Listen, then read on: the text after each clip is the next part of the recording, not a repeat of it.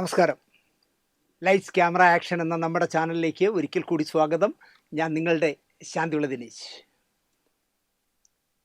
ഈ വാർത്താ ചാനലുകൾ ചെയ്യുമ്പോൾ ലൈവ് വിടേണ്ട ഒരവസ്ഥയിലാണ് നമ്മൾ. അമ്മയുടെ ഇന്നലത്തെ ജനറൽ ബോഡിയൊക്കെ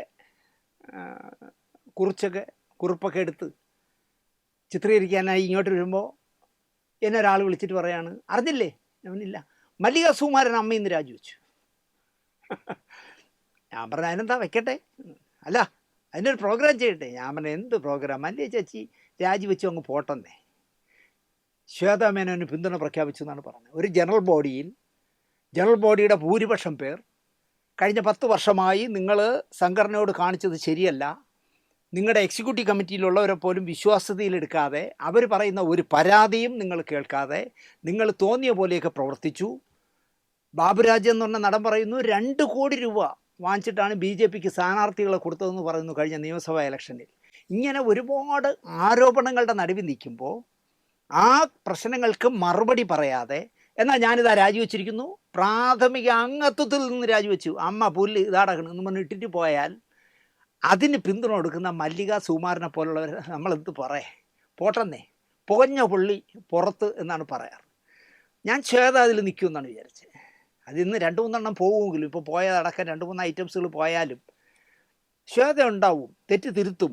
അടുത്ത 2 വർഷം കൂടി ശ്വേത തന്നെ ചെയർമാൻഷിപ്പിൽ അത് കൊണ്ടുപോകുമെന്നൊക്കെയാണ് കരുതിയത്. പക്ഷേ പക്വതയില്ല എന്ന് ശ്വേത തെളിയിച്ചു. 2-3 പ്രാവശ്യം യോഗ സ്ഥലത്ത് നിന്ന് ഇറങ്ങിപ്പോയി എന്ന് പറയുന്നു, രാജിവെച്ചു എന്നുണ്ട്. അപ്പോൾ ഗണേശനും ജഗദീഷും ഒക്കെ ഓടിച്ചെന്ന് അയ്യോ അച്ഛാ പോവല്ലേ എന്ന് പറഞ്ഞ് പിടിച്ച് വീണ്ടും കൊണ്ടിരുത്തി എന്നാണ് പറയണേ. ഉത്തരം പറയാനില്ലാത്തതുകൊണ്ടാണ് ശ്വേത രാജിവെച്ചതെന്ന് ഞാൻ പറയും. ഉത്തരം ഉണ്ടെങ്കിൽ ഇപ്പോൾ അൻസിബ മണി പോലെ കുറേ ചോദ്യങ്ങൾ ചോദിച്ചോടെ, അതിലാണല്ലോ ശ്വേതയ്ക്ക് രാജിവെക്കേണ്ടി വന്നത്. അതിന് കൃത്യമായി മണി പോലെ അങ്ങോട്ട് മറുപടി പറഞ്ഞതെങ്കിൽ പ്രശ്നമില്ല, മറുപടി പറയാനില്ല, അതുകൊണ്ട് രാജിവെച്ചത്. അങ്ങനെ രാജിവെച്ച ആളിന് മല്ലിക ചേച്ചി പിന്തുണ പ്രഖ്യാപിച്ചെങ്കിൽ പൊഞ്ഞ കൊള്ളി പുറത്ത് മല്ലിക ചേച്ചിയും പോട്ടെന്നേ. അമ്മ കൊണ്ട് മല്ലികയ്ക്കോ ശ്വേതയ്ക്കോ മമ്മൂട്ടിക്കോ മോഹൻലാലിനോ സുരേഷ് ഗോപിക്കോ ദിലീപിനോ ഒന്നും ഒരു ഗുണവും ഉണ്ടാവില്ല. ചിലപ്പോൾ കയ്യിൽ നിന്ന് കുറേ കാശ് പോകും എന്നുള്ളതല്ലാതെ അവർ വിലപ്പെട്ട സമയം പോകും. ഇന്നലെ തന്നെ മോഹൻലാൽ നിങ്ങൾ ആലോചിക്കേ, 10 മണിക്ക് വന്ന മനുഷ്യൻ 4:30 മണി വരെ അവിടെ ഇരുന്നു. അപ്പോൾ അവർക്കൊന്നും ഇത് ആവശ്യമില്ല. നേരെ മറിച്ച് 1-ാം തീയതി ആകുമ്പോൾ കിട്ടുന്ന 5000 രൂപ കൈനീട്ടത്തിന് വേണ്ടി, ഒരു വർഷത്തിൽ മരുന്ന് വാങ്ങിയാൻ 10,000 രൂപ കിട്ടാൻ വേണ്ടി, എങ്ങനെയെങ്കിലും ആരെങ്കിലും സ്പോൺസറെ പിടിച്ച് എനിക്കൊരു വീട് വെച്ച് തരാൻ, തലചായ്ച്ചുറങ്ങാൻ ഒരു അടച്ചുറപ്പുള്ളൊരു വീടിന് വേണ്ടി മോഹിക്കുന്ന യാചിക്കുന്ന ഒരുപാട് പാവങ്ങളുള്ള സംഘടനയാണ് അമ്മ. അവർക്ക് ഈ സംഘടന നിലനിൽക്കേണ്ടത് ആവശ്യമാണ്. ബാക്കി ഏത് കൂതറ പോയാലും ഒരു പുല്ലും അമ്മയ്ക്ക് സംഭവിക്കില്ല എന്നാണ് ഞാൻ പറയുന്നത്. ഞാൻ നിങ്ങളുടെ 2-3 എപ്പിസോഡ് മുമ്പ് ഞാൻ പറഞ്ഞല്ലോ, അമ്മയും ഫെഫ്കയും മാക്റ്റയും ടെലിവിഷൻ ഫെറ്റേണിറ്റിയൊക്കെ നിലനിൽക്കണം. എന്തിന്? സാധാരണക്കാരായ ആൾക്കാർക്ക് വേണ്ടി ആ സംഘടനകൾ നിലനിൽക്കണം. അതിനെ ഈ വമ്പന്മാർ അല്ലെങ്കിൽ പണത്തിൻ്റെ കൊഴുപ്പുള്ളവർ, മേനി കൊഴുപ്പുള്ളവരൊക്കെ തകർക്കാൻ ശ്രമിച്ചാൽ വകവെച്ച് കൊടുക്കരുത്. അവർ പുറത്തു പോട്ടെ, നമ്മൾ ആ സംഘടന മുമ്പോട്ട് കൊണ്ടുപോകുന്നു. ഓരോ സംഘടനയിലെയും അംഗങ്ങൾ വാശി. ഇപ്പം ഞാൻ കേട്ടെ, ഫെഫ്കയുടെ തലവനായ ഉണ്ണികൃഷ്ണന് ഫെഫ്ക കൊണ്ട് എന്തെങ്കിലും ഗുണമുണ്ടോ? ആകെ ഉള്ളത് സൂപ്പർ സ്റ്റാറുകളുടെ ഡേറ്റ് ഒപ്പിക്കാം, ഫെഫ്കയുടെ ജനറൽ സെക്രട്ടറി എന്നുള്ള നിലയ്ക്ക്. അല്ലെങ്കിൽ ആര് കൊടുക്കും ഡേറ്റ്? ഇത്രയും ഡേറ്റ് മോഹൻലാൽ തന്നെ പൊളിഞ്ഞു പോയിട്ട് എത്രയോ ഡേറ്റ് കൊടുത്തില്ലേ? ഇപ്പം നിവിൻ പോളി കൊടുത്തില്ലേ? അതുപോലെ എല്ലാവരും, മമ്മൂട്ടി കൊടുത്തില്ലേ? അത് ഫെഫ്കയുടെ തലവനല്ലെങ്കിൽ കിട്ടുമോ? കിട്ടില്ല. അപ്പോൾ അതിനപ്പുറം ഉണ്ണിക്ക് അതിൽ നിന്നൊന്നും നേടാനില്ല, ഡേറ്റ് അല്ലാതെ ഒന്നും നേടാനില്ല. നേരെ മറിച്ച് ഫെഫ്കയിൽ നിന്ന് എന്താ പറയുക, ആനുകൂല്യങ്ങൾ എന്തെല്ലാം, ഫ്രീ ഇൻഷുറൻസ് അടക്കം എന്തെല്ലാം ഉണ്ട്. അത് ആശ്രയിച്ച് കഴിയുന്ന ഒരുപാട് പേരുള്ളപ്പോൾ ആ സംഘടന നിലനിൽക്കണം. അതുകൊണ്ടാണ് ഞാൻ പറയുന്നത്, ഉണ്ണി നിങ്ങൾ ആ സംഘടനയെ മുൻപോട്ട് കൊണ്ടുപോകണം, നിങ്ങളതിൽ നിന്ന് പോകരുത്, എങ്കിൽ അത് ചെന്ന ഭിന്നമാകും എന്ന് പറയുന്നത് അതുകൊണ്ടാണ്. അതുപോലെ തന്നെയാണ് അമ്മയും. അവിടെ പാവങ്ങളായ, പട്ടിണി പാവങ്ങളായ ഒരുപാട് പേര്, ദുരിതക്കയത്തിൽ കിടക്കുന്ന ഒരുപാട് പേരുള്ളതാണ്.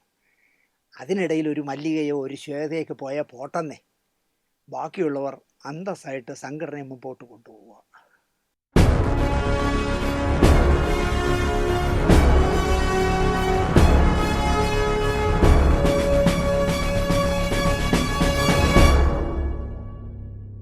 ഈ പറയുന്ന ശ്രീ ടിനി ടോം തന്നെ എനിക്ക് നേരെ ഡബിൾ ഡാഡി സിൻഡ്രോം എന്ന് എഴുതി അയച്ച മെസ്സേജ് ഉണ്ട്. അപ്പൊ ഞാൻ അദ്ദേഹത്തോട് തിരിച്ച് പറഞ്ഞിട്ടുണ്ട്, താങ്കൾ താങ്കളുടെ കൾച്ചറാണ് ഇവിടെ കാണിക്കുന്നത്, ഇങ്ങനെ പറയാൻ പാടില്ല, ഇത് അൺപാർലമെന്ററി ആണെന്ന് ഞാൻ അദ്ദേഹത്തിന് തിരിച്ച് മറുപടി ഇട്ടപ്പോൾ അദ്ദേഹം എനിക്ക് മറുപടി ഇട്ടിട്ടുണ്ട്, ഇത് പാർലമെന്റിൽ പോലും ഉപയോഗിക്കുന്ന വാക്കാണ്, തെറ്റായ വാക്കല്ല എന്ന്. ഡബിൾ ഡാഡി സിൻഡ്രത്തിന് എനിക്കറിയാവുന്ന അർത്ഥം ഒന്നേ ഉള്ളൂ, ഇനി അതിന് നല്ലൊരു അർത്ഥം ഉണ്ടെന്ന് എനിക്കറിയില്ല. നമസ്കാരം. അങ്ങനെ കാത്തിരുന്ന അമ്മയുടെ ജനറൽ ബോഡി ഈ കഴിഞ്ഞ ഞായറാഴ്ച കഴിഞ്ഞല്ലോ. നാടോടിക്കാറ്റിൽ പറഞ്ഞ പോലെ പവനായി ശവമായി എന്ന് പറഞ്ഞ കണക്കായി പറഞ്ഞു വിടാതെ തന്നെ അമ്മയുടെ 17 ഭരണകർത്താക്കളും 10 മാസത്തെ ഭരണം കൊണ്ട് തന്നെ തങ്ങളുടെ മികവ് തെളിയിച്ച് അംഗങ്ങൾക്ക് സ്വർണ്ണക്കരണ്ടിയിൽ വിളമ്പി വയറ് നിറച്ച ശേഷം രാജി പ്രഖ്യാപിച്ച് പിൻവാങ്ങിപ്പോയി ഈ കഴിഞ്ഞ ഞായറാഴ്ച. എനിക്കിനി കരുനാക്കാറ്റുണ്ടോ എന്ന്. കൂതറകളെ ചവിട്ടി പുറത്താക്കുന്നത് നമ്മളൊരു എപ്പിസോഡ് ചെയ്തു, അതുപോലെ തന്നെ സംഭവിച്ചു. 17 പുറത്തുപോയി.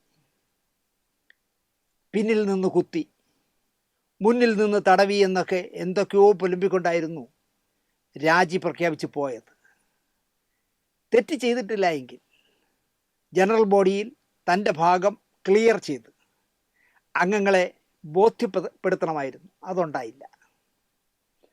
അവിടെ നിന്നാൽ ചോദ്യശരങ്ങൾ കൊണ്ട് അംഗങ്ങൾ കൊത്തിപ്പറിക്കും എന്ന ഉത്തമ ബോധ്യം ഉള്ളതിനാലാകണം ഞങ്ങൾ പോണേന്ന് പറഞ്ഞ് ഇറങ്ങിപ്പോയി. അമ്മയുടെ വൈസ് പ്രസിഡൻ്റാണത്രേ ഒരു മാഡം. ക്യാമറകൾക്ക് മുന്നിൽ തൻ്റെ തെമ്മാടിത്തരങ്ങളെ, പക്ഷം പിടിക്കലുകളെ ന്യായീകരിച്ച് വശം കെട്ട് അംഗത്വമേ വേണ്ടാന്ന് പറഞ്ഞു പോയ ഭവതി ഇന്നലെയോ മറ്റോ ഒരു ഫേസ്ബുക്ക് പോസ്റ്റ് ഇട്ടത്രേ. അതിൽ ആരെയൊക്കെയോ അസഭ്യം പറഞ്ഞ കൂട്ടത്തിൽ എന്നെയും എന്തൊക്കെയോ മോശമായി പറഞ്ഞത്രേ. വിനാശകാലേ വിപരീത ബുദ്ധി, അത്ര മാത്രമേ ഞാനതിന് മറുപടി പറയുന്നുള്ളൂ. എന്നെ പുച്ഛിക്കാൻ പറ്റുന്നതൊന്നും ഞാൻ ജീവിതത്തിൽ ചെയ്യില്ല. ജീവിതം എന്നും എനിക്ക് പോരാട്ടമാണ്. കാശില്ല എന്ന കാരണത്താൽ ആത്മാഭിമാനം വിറ്റ് ദിനേശ് ഒരിക്കലും ജീവിക്കില്ല. കാശിനായി ആരെങ്കിലും വളച്ചെടുത്ത് പല ദാരിദ്ര്യം പറഞ്ഞ് ലക്ഷങ്ങൾ വാങ്ങിയിട്ട് കാശ് തിരിച്ചു ചോദിക്കുമ്പോൾ കിടന്ന് കടക്ക് തീർക്കാമെന്ന് ഇതുവരെ ഞാൻ ആരോട് പറഞ്ഞിട്ടില്ല. അതുകൊണ്ടല്ലേ 1,65,00,000 രൂപ പറഞ്ഞിട്ട് കൊടുക്കാത്ത എൻ്റെ വീട്, എൻ്റെ സുന്ദരമായ വീട് 1,30,00,000 കൊടുത്തിട്ട് ഇപ്പോൾ വാടക വീട്ടിൽ അന്തസ്സായി ജീവിക്കുന്നത്. അതുകൊണ്ടാണ്. ഞാനൊരുത്തൻ്റെയും പൈസ തരാൻ നോക്കില്ല, വേണമെങ്കിൽ കിടന്നേരാമെന്ന് ഞാൻ പറഞ്ഞിട്ടില്ല. ഒരാളുടെ പറയില്ല ഞാൻ. രാവിലെ എണീറ്റ് ഹിന്ദുക്കൾ ഇടുന്നതിനേക്കാൾ 10 പാളയം കൂടെ കുറിഞ്ഞിട്ട് കേന്ദ്രം ഭരിക്കുന്ന പാർട്ടിക്കാരിയാണ് എന്ന് പ്രഖ്യാപിച്ച് ആളുകളെ വലിപ്പിക്കാൻ ഇറങ്ങരുത്. ഫലം കണ്ടില്ലേ? അടുത്ത് തിരഞ്ഞെടുക്കുന്ന പുതിയ അമ്മയുടെ കമ്മിറ്റി ശക്തമായൊരു തീരുമാനമെടുക്കണം എന്നാണ് എനിക്ക് പറയാനുള്ളത്. ആരുടെയും തൊഴിൽ നിഷേധിക്കാൻ ഇവിടെ നിയമമില്ല. എന്നാൽ ആർക്കും ഞാൻ തൊഴിൽ ചെയ്യാൻ പറ്റില്ല എന്ന് പറയാനുള്ള അവകാശമുണ്ട്. അതാണ് മനസ്സിലാക്കിയത്. അമ്മയുടെ അംഗത്വം ഇല്ലാത്തവരോടൊപ്പം അമ്മ അംഗത്വമുള്ളവർ അഭിനയിക്കണം, ഇപ്പോൾ അഭിനയിക്കുന്നുണ്ട്. അമ്മയുടെ അംഗത്വം ഉപേക്ഷിക്കുന്നവരോടൊപ്പം അഭിനയിക്കാൻ ഞങ്ങളില്ല എന്ന് പറയാൻ ഇവിടെ നിയമം ഫൈനടിക്കുകയൊന്നുമില്ല. പറയണം എന്നാണ് എനിക്ക് പറയാനുള്ളത്. നിങ്ങൾ അമ്മയെ പുച്ഛിച്ച് വെട്ടിച്ച് പുറത്തു പോയവരെ വെച്ച് സിനിമകൾ ചെയ്യൂ. ഞങ്ങളതിൽ വരുന്നില്ല എന്ന് പറയാനുള്ള സ്വാതന്ത്ര്യമുണ്ട്. ഞാൻ അഭിനയിക്കുന്നില്ല എന്നെനിക്ക് പറയാനുള്ള സ്വാതന്ത്ര്യമുണ്ട്. അതിൽ തൊഴിൽ ലംഘനമൊന്നും വരില്ല. നിങ്ങൾക്ക് ഇഷ്ടമുള്ളവരെ വച്ച് നിങ്ങൾ ചെയ്തോ, ഞങ്ങളില്ല എന്ന് പറയണം. സംഘടനയിൽ തെമ്മാടിത്തരം കാണിച്ചിട്ട് രാജിവെച്ച് പോകുന്നവരുടെ കട്ടയും പടവും അതിലൂടെ മടക്കണം എന്നാണ് ഞാൻ പറയുന്നത്. അമ്മയുടെ ജനറൽ ബോഡിക്ക് ഉറപ്പായും തലയെടുപ്പുള്ളവർ എല്ലാവരും ഉണ്ടാകണം എന്നതിനാലാണ് ജൂലൈ 28-ന് വയ്ക്കാനിരുന്ന ജനറൽ ബോഡി 21-നാക്കിയത്. എന്നിട്ടും മമ്മൂട്ടി, സുരേഷ് ഗോപി തുടങ്ങി കുറേ നോട്ടബിളായവർ വരാതെ മാറി നിന്നു. ഞാൻ വിദേശത്ത് ഷൂട്ടിങ്ങിലാണ് എന്നൊക്കെ മമ്മൂട്ടിക്ക് ന്യായം പറയാം. പക്ഷേ ഷൂട്ടിങ്ങിന് പോകും മുമ്പ് അറിഞ്ഞതല്ലേ ജനറൽ ബോഡി. താങ്കളൊക്കെ ഈ സമയത്ത് മാറി നിന്നത് ഒട്ടും ന്യായീകരിക്കാവുന്ന കാര്യമല്ല എന്ന് ഞാൻ പറയും. മമ്മൂട്ടിയെ റെപ്രസെൻ്റ് ചെയ്ത് രമേഷ് പിഷാരടി ഉണ്ടായിരുന്നു, നമ്മുടെ പുതിയ നിയുക്ത MLA. അതുകൊണ്ട് തന്നെ പോട്ടെ എന്ന് വയ്ക്കാൻ വേണമെങ്കിൽ ഒരു സോറി പറയാം, പോട്ടെ, അയാൾ വന്നില്ല പോട്ടെ. ഒരു MLA ആയപ്പോൾ പിഷാരടിയെ തേടി വരുന്ന ദൗത്യങ്ങൾ കണ്ടില്ലേ, അതെന്നും രമേഷ് പിഷാരടി ഓർക്കണം എന്ന് ഞാൻ പറയും.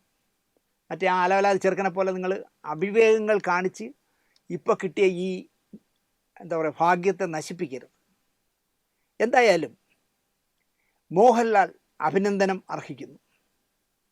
തലപ്പത്തുള്ളവരെല്ലാം ചക്കളത്തി പോരാട്ടം കാണാനില്ല എന്ന ചിന്തയിൽ ഓടി ഒളിച്ചപ്പോഴും ഒട്ടും പതറാതെ ലാൽ വരികയും പാച്ചപ്പ് ചെയ്ത് നമ്മൾ ഒന്നിച്ചു പോകേണ്ടതിൻ്റെ ആവശ്യകതയെപ്പറ്റി അംഗങ്ങളെ ഓർമ്മിപ്പിച്ചത് വലിയ കാര്യമായി എന്ന് ഞാൻ പറയും.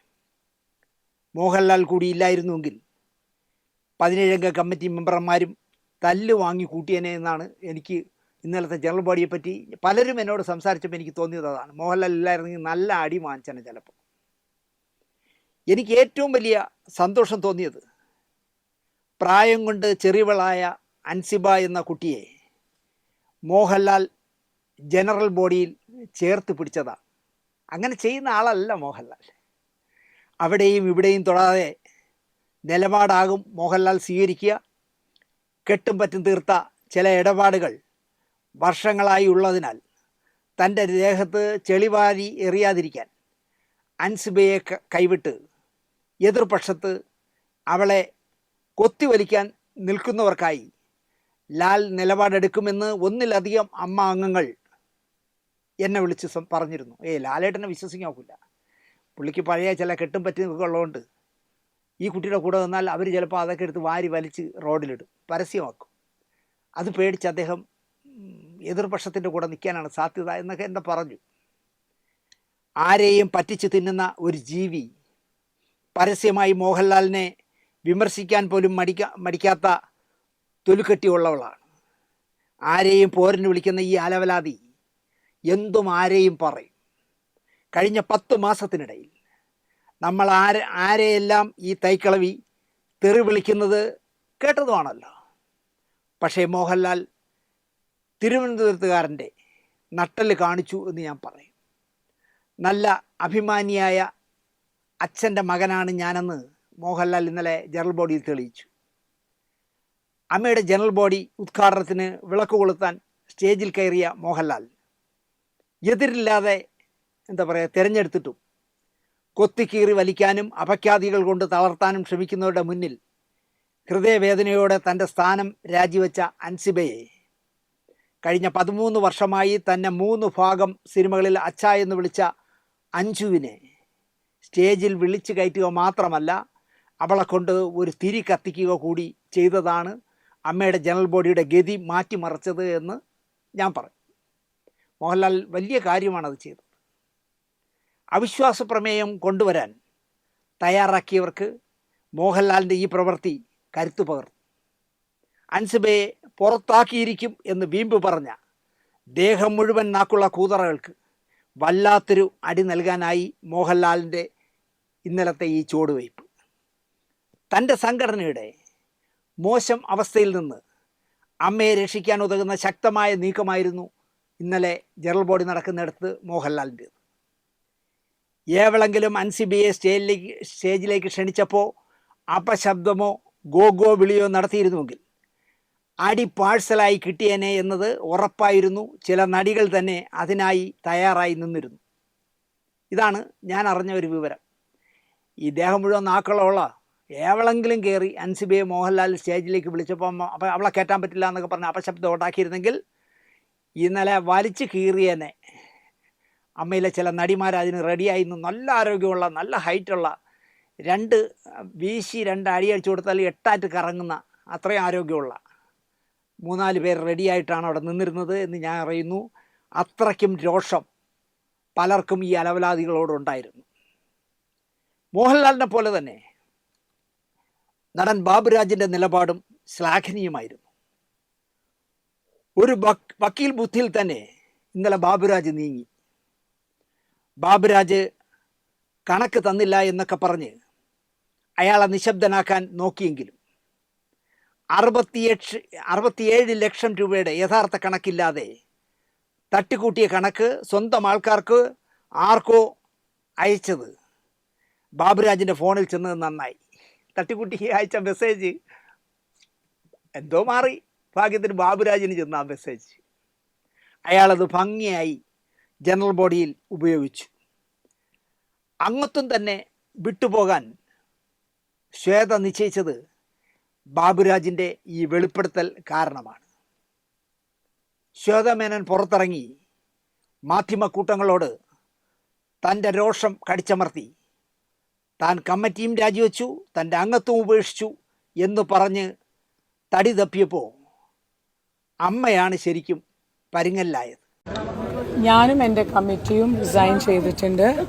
ഞാൻ പേഴ്സണലി ശ്വേത മേനൻ എന്ന അമ്മ എന്ന മെമ്പർഷിപ്പ് ഞാൻ ഇവിടെ റിസൈൻ ചെയ്യാണ്. I have come out of AMMA organisation. AMMA organisation പണ്ട് കുറച്ച് സ്ത്രീകൾ പറഞ്ഞ പോലെ ഇന്ന് എനിക്കും തോന്നി കുറ്റാരോപിതരായ ആൾക്കാരുടെ കയ്യിൽ വീണ്ടും പോകാൻ വേണ്ടിയുള്ള ഒരു ശ്രമമാണ്. അതൊരു എജൻഡയായിരുന്നു. നമ്മളുടെ രജിസ്ട്രേഷൻ ഈ ഭാഗത്തായിരുന്നു. പക്ഷെ മിക്ക ആൾക്കാരും വലിച്ചിട്ട് അങ്ങോട്ട് കൊണ്ടുപോയിട്ട് അവിശ്വാസം പ്രമേയം സൈൻ ചെയ്യിപ്പിച്ചു. നമ്മൾക്ക് ഒന്നും പറയാതെ നമ്മളോട് ഒരു ആദ്യമേ ഒരു എന്താ പറയാ എജൻഡ വെച്ചിട്ട് നമ്മളെ പുറത്താക്കാൻ നോക്കി. അപ്പോൾ എനിക്കൊരു വ്യക്തിത്വമുണ്ട്. എനിക്ക് പറയാനുള്ള കാര്യം ഞാൻ തുറന്നു പറയും. യെസ്, നമ്മളുടെ സമിതിയിൽ ഒരു ട്രഷറർ ഒരു എബ്സ്കോണ്ടർ ആയിരുന്നു. He Rann away on 1st of May. 1-ാം തീയതി നമ്മളുടെ അമ്മ സംഘടനയുടെ സ്റ്റാഫ് റിസൈൻ ചെയ്ത് മറ്റേ പുറത്താക്കിയപ്പെട്ടപ്പോൾ ലേബറിലും പോലീസിലും കംപ്ലൈൻറ്റ് ചെയ്തപ്പോൾ ഒരു മെയിലും കൊടുക്കാതെ ഒരു അറിവുമില്ലാതെ കമ്മിറ്റി ഒന്നും അറിയാതെ ഇവര് റിസൈൻ ചെയ്ത് മറ്റേ മൂപ്പര് ഓടിപ്പോയി തന്നെ ഞാൻ പറയുള്ളൂ. അപ്പോൾ ഒരുപാട് നമുക്ക് കണക്ക് ചെയ്യാൻ പറ്റില്ല. പക്ഷേ വീണ്ടും ഞാൻ പറയാണ്, സെപ്റ്റംബർ 1-ാം തീയതി തൊട്ടുള്ള നമ്മൾ വന്നില്ല കമ്മിറ്റീന്റെ എല്ലാം കണക്ക് കറക്റ്റാണ്. അതിന്റെ മുമ്പേ ബാബുരാജേട്ടൻ ചെയ്ത കമ്മിറ്റീന്റെ ഒരുപാട് കുഴപ്പങ്ങളുണ്ട്.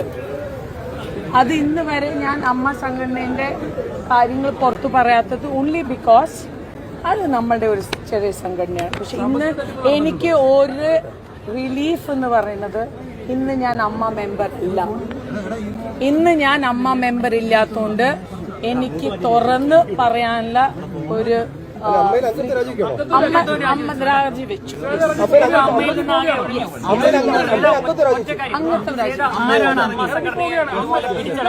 കുറ്റാരോപിതരായ എല്ലാ ആൾക്കാരും ബാക്കി അത് അടുത്ത പ്രാവശ്യം ഞാൻ ഗൂഢാലോചന അതിന്റെ ഒരു കെണിയായിട്ട് തന്നെയാണ് കുറെ ഇവിടെ ഉള്ള വനിതാ നേതൃത്വത്തിൽ അല്ല, വനിതാ നേതൃത്വത്തിൽ ഇതില് വനിതയല്ല, ഇതില് പാവങ്ങളായില്ലെങ്കിൽ ആ സ്ഥാപനം ഓടിക്കാൻ പറ്റില്ല. പാവമാവാൻ ഞാൻ റെഡിയല്ല. പിന്നീട് പുറത്തു വന്ന പലരും അയയിലിട്ട കോണം പോലെ അവിടെയും ഇവിടെയും തൊടാതെ എന്തൊക്കെയോ പറഞ്ഞു പോയപ്പോഴാണ് ബാബുരാജിൻ്റെ വരവ് പുറത്തേക്ക്. സ്പഷ്ടമായി ബാബുരാജ് കാര്യങ്ങൾ പറഞ്ഞപ്പോഴാണ് അമ്മയിൽ ഇനിയും ജനാധിപത്യം നിലനിൽക്കും എന്ന് എനിക്ക് ബോധ്യപ്പെട്ടത്. അവരെല്ലാം സ്വന്തം കാര്യങ്ങൾക്ക് വേണ്ടി, സ്വന്തം ലാഭത്തിന് വേണ്ടി ചെയ്ത കാര്യങ്ങളാണ് കാണും. അഡോ കമ്മിറ്റി ഇപ്പൊ തൽക്കാലം 4 മാസത്തേക്കാണ് 67 ലക്ഷം രൂപയുടെ കണക്ക് എനിക്ക് തെറ്റി അയച്ചു. ആ 67 ലക്ഷം രൂപയുടെ കണക്ക് ഇവിടെ കിട്ടിയിട്ടില്ല. കഴിഞ്ഞ കുടുംബസംഗമം നടത്തി 67 ലക്ഷം രൂപയുടെ ഞാൻ വേണ്ടി ഇങ്ങോട്ട് കാണിച്ചു തരാം. മനസ്സിലായില്ലേ? ക്ലിയർ കട്ടായി നിലപാട് പറഞ്ഞു ബാബുരാജ്. കുറെ കള്ളക്കണക്കുകൾ എഴുതി ഒപ്പിടാൻ പറഞ്ഞാൽ ട്രഷററായ ഉണ്ണി ശിവപാൽ എങ്ങനെ ഒപ്പിടും എന്നുകൂടി ബാബുരാജ് ചോദിച്ചതോടെ പുറത്തുപോയവരുടെയും രാജിവെച്ചവരുടെയും എല്ലാ ഗ്രിപ്പും നഷ്ടപ്പെട്ടു. അമ്മ അപകടത്തിലാവുന്ന ഘട്ടത്തിൽ ബാബുരാജിൻ്റെ ശക്തമായ നീക്കം അമ്മയ്ക്ക് ശക്തി പകർന്നു എന്ന് പറയാം. ക്യാമറകളുടെ മുന്നിൽ മമുനി ബാബയായെങ്കിലും ജനറൽ ബോഡിയിൽ സിദ്ദിഖ് ശക്തമായി ആഞ്ഞടിച്ചു എന്നാണ് ഞാൻ അറിഞ്ഞത്. ഏതോ കൂതറ പെൺകേസുകൾ എന്ന ഓലപ്പാമ്പ് കാട്ടി സിദ്ദിഖിനെ അടക്കം തളച്ചിടാം ഉള്ള കാലം എന്ന് കരുതിയവരൊക്കെ നിഷ്പ്രഭരായിപ്പോയി ഇന്നലെ അമ്മയുടെ ജനറൽ ബോഡിയിൽ. ഒരുപാട് നോവിച്ച് ഇറക്കിവിട്ട ഇടവേള ബാബുവും അമ്മ അപകടത്തിലാണ് എന്നറിഞ്ഞപ്പോൾ ഓടിയെത്തിയത് അഭിനന്ദനമർഹിക്കുന്നു.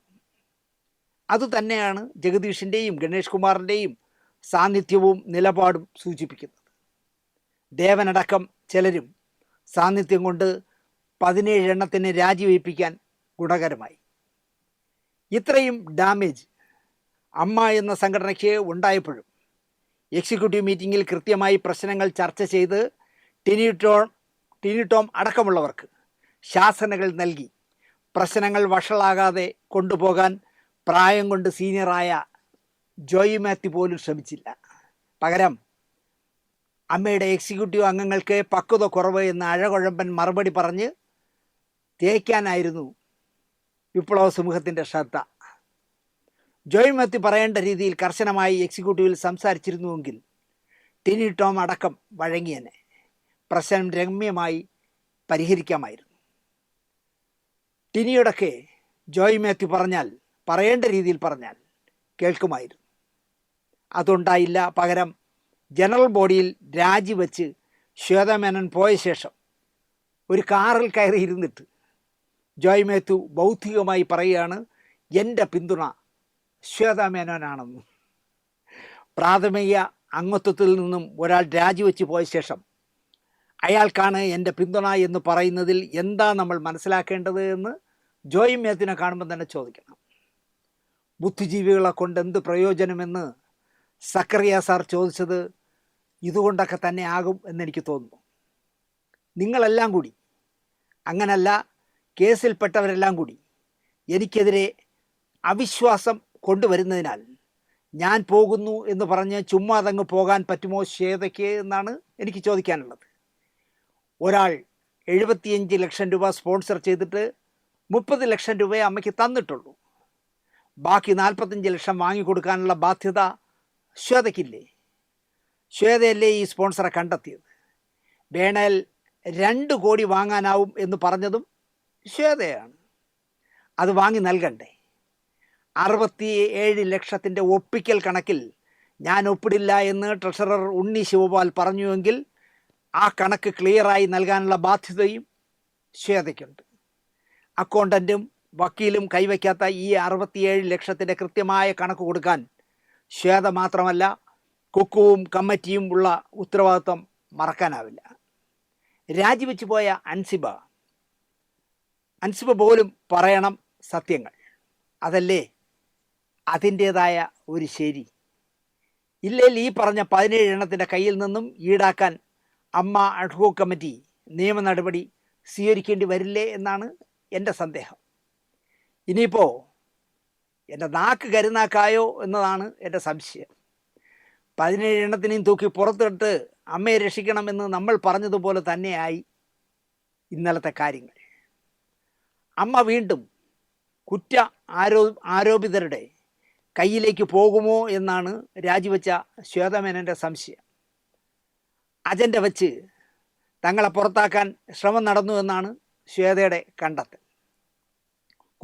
ആരോപിതർ കുറ്റവാളികളല്ല ശ്വേത. അതാദ്യം പഠിക്കുക. ജീവിതകാലം മുഴുവൻ ആരോപിതർ എന്ന അജണ്ടയിൽ കുരുക്കി ആരെയും നിർത്തുന്നത് അഭികാമ്യമല്ല എന്നാണ്. ആരായാലും അത് ശരിയല്ല എന്ന് ഞാൻ പറയും. ഇന്നലെ ജനറൽ ബോഡിയിൽ ചക്കയും ഈച്ചയുമായി ഡബിൾ പ്ലേ കളിച്ച് ശ്വേതയും കുക്കുവും, അത് നല്ല കാഴ്ചയായിരുന്നു കേട്ടോ. മെനങ്ങാന്ന് വരെ മുഖത്തോട് നോക്കാതെ അധികാരം ജനറൽ സെക്രട്ടറിക്കാണോ അധികാരം പ്രസിഡന്റാണോ എന്ന വടംവലിയൊക്കെ നടത്തി 2 ഗ്രൂപ്പുകളെ സ്വയം ഉണ്ടാക്കിയെടുത്ത് നടന്ന ഇരുവരും ഇന്നലെ ജനറൽ ബോഡി നടക്കുന്നിടത്ത് ചക്കയും ഈച്ചയും പോലെ കെട്ടിപ്പിടിച്ചുകൊണ്ടിരിക്കുന്ന കേട്ടു. ഇത് നിങ്ങൾക്ക് നേരത്തെ ആകാമായിരുന്നില്ലേ എന്നാണ് കുക്കുവിനോടും ശ്വേതയോടും എനിക്ക് ചോദിക്കാനുള്ളത്. ഒരു ലേഡീസ് സ്റ്റാഫിനെ പിടിച്ച് കുക്കുവിനെതിരെ ഒളിയമ്പുകൾ അയച്ച സമയത്ത് ഈ രണ്ടുപേരും ഒന്നിച്ച് പോയിരുന്നെങ്കിൽ ഇന്നലെ സംഭവിച്ചതൊന്നും നടക്കില്ലായിരുന്നു. വെള്ളമെല്ലാം ഒഴുകിപ്പോയിട്ട് സേതുബന്ധന ഉദ്യോഗം എന്തിനാണോ എന്ന് പണ്ട് കുഞ്ചൻ നമ്പ്യാർ ചോദിച്ച കണക്ക് കഴിഞ്ഞ 10 മാസക്കാലം എന്തെങ്കിലും ഒരു ചെറുവിരൽ അനക്കാൻ നിങ്ങളുടെ ഭരണസമിതിക്കായോ എന്ന് ചോദിച്ചാൽ ഇല്ല എന്ന് തന്നെ അവർക്ക് മറുപടി പറയേണ്ടി വരും. ദയനീയ പരാജയമായിരുന്നു 17 പേരുടെയും ഭരണം. നിങ്ങളോട് ഒരു മുതുകിളവൻ MP പോക്കൃത്തനം കൊല്ലത്ത് കാണിച്ചപ്പോഴും നിങ്ങൾക്കെതിരെ ഒരു മരപ്പൊട്ടൻ അമ്മയുടെ ഇലക്ഷൻ നടക്കുന്ന സമയത്ത് കേസ് കൊടുത്തപ്പോഴും നിങ്ങൾ ചെയർപേഴ്സണായി മത്സരിച്ചപ്പോഴും നിങ്ങൾക്കായി സംസാരിച്ച ആളാണ് ശ്വേത ഞാൻ. പക്ഷേ നിങ്ങൾ ഭരിച്ച 10 മാസം അമ്മയുടെ നാണം കെട്ട സമയമായിപ്പോയി. ജനറൽ ബോഡി നടന്ന ചിറ്റിലപ്പള്ളി സ്ക്വയറിൽ കയറി വരുന്നതിൻ്റെ ഇടതുവശത്ത് ജനറൽ ബോഡിയുടെ രജിസ്ട്രേഷൻ നടക്കുമ്പോൾ വലതുവശത്ത് അവിശ്വാസ പ്രമേയത്തിൻ്റെ ഒപ്പിടിക്കലായിരുന്നു എന്നൊരു വിചിത്രമായ കാര്യം ശ്വേത പത്രക്കാരോട് പറഞ്ഞു. ജനാധിപത്യത്തെക്കുറിച്ച് നിങ്ങൾക്ക് ABCD അറിയില്ല എന്നതിൻ്റെ ഏറ്റവും നല്ല കാഴ്ചപ്പാടാണ് നിങ്ങൾ ഈ പറഞ്ഞത്. ജനറൽ ബോഡിയിൽ പങ്കെടുത്ത 240 പേരിൽ കളി കണ്ടിരുന്നവർ കൂകി വിളിപ്പിച്ചിട്ട് പോലും നിങ്ങളെങ്ങനെയാ ശ്വേത കുറ്റ ആരോപിതരാണ് എനിക്കെതിരെ നീങ്ങിയതെന്ന് പറയുന്നത്? 240 പേര് ഒപ്പിട്ടതാണ് അവിശ്വാസ പ്രമേയത്തിൽ. ശ്വേത പ്രസംഗിക്കുമ്പോൾ ഏറ്റവും അടുത്തതിൻ്റെ പുറകിലിരുന്നവർ കൂകി വെളുപ്പിക്കുകയായിരുന്നു. എന്നിട്ട് ശ്വേത പറയുന്നത് കുറ്റ ആരോപിതരായ, അതായത് കുറ്റ ആരോപിതരെന്ന് പറയുമ്പോൾ സിദ്ദിഖ് പെടാം, നമ്മുടെ ബാബുരാജ് പെടാം, ഇടവേള ബാബു പെടാം, അവരെയൊക്കെ ആയിരിക്കുമല്ലോ പറയണേ. അവരുടെയൊക്കെ പേരിൽ ഏതൊക്കെ കേസുകളുണ്ടല്ലോ. പക്ഷേ കൂവിയത് അവരുടെ ആരും ആയിരുന്നില്ല. അവിശ്വാസം വന്നിരുന്നെങ്കിൽ നാണം കെട്ട തോൽവി നിങ്ങൾക്കുണ്ടാവുമെന്ന് കൃത്യമായി ആർക്കറിയില്ലെങ്കിലും ശ്വേതമേനോൻ അറിയാമായിരുന്നു. എന്നിട്ടും ഇരുട്ടുകൊണ്ട് വോട്ട് അടയ്ക്കണ്ടായിരുന്നു എന്നാണ് എനിക്ക് പറയാനുള്ളത്. 200-ലധികം പേർ ഒപ്പിട്ട അവിശ്വാസം പുഷ്പം പോലെ പാസ്സാകുമായിരുന്നു. കാരണം ആകെ 240 പേരെ പങ്കെടുത്തുള്ളൂ. ഇതൊരു ജനാധിപത്യ രാജ്യമല്ലേ ശ്വേത?